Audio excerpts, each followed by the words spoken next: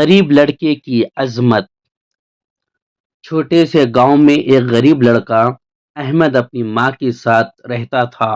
اس کے والد کا سایہ بچپن ہی میں اٹھ گیا تھا اور گھر کی تمام ذمہ داریاں اس کی ماں پر تھی۔ احمد دن میں اسکول جاتا اور شام میں مزدوری کرتا تاکہ اپنی ماں کا سہارا بن سکے۔ احمد کے دوستوں کے پاس اچھے کپڑے، چمکدار جوتے اور نئے بستے ہوتے، مگر اس کے پاس صرف ایک پرانا بیگ تھا جس میں کتابیں بھی پھٹی ہوئی تھیں۔ وہ اکثر حسرت بھری نگاہوں سے دوسروں کو دیکھتا، مگر کبھی دل میں مایوسی کو جگہ نہ دیتا۔ اس کی ماں ہمیشہ اسے حوصلہ دیتی، بیٹا غربت کوئی عجیب نہیں، اصل دولت تمہاری محنت اور ایمان ہے۔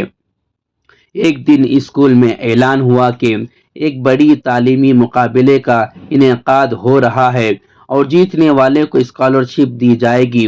احمد کے دل میں امید کی کرن جاگی۔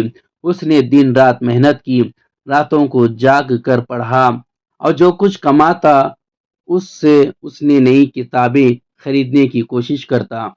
امتحان کا دن آیا۔ احمد نے پورے یقین اور اعتماد کے ساتھ پرچہ دیا، مگر جب نتیجہ آیا تو اس کا نام پہلے نمبر پر تھا اور وہ خوشی سے پھولا نہ سمایا۔ اسکول کے پرنسپل نے اسے بلایا اور کہا، احمد تمہاری محنت نے ثابت کر دیا کہ کامیابی وسائل کی محتاج نہیں بلکہ عزم و ہمت کی ہوتی ہے۔ یہ سنتے ہی احمد کی آنکھوں میں خوشی کے آنسو آ گئے۔ وہ اپنی ماں کے پاس دوڑتا ہوا گیا اور انہیں خوشخبری سنائی۔ ماں نے اسے سینے سے لگایا اور کہا، بیٹا میں جانتی تھی کہ میرا احمد ایک دن ضرور کامیاب ہوگا۔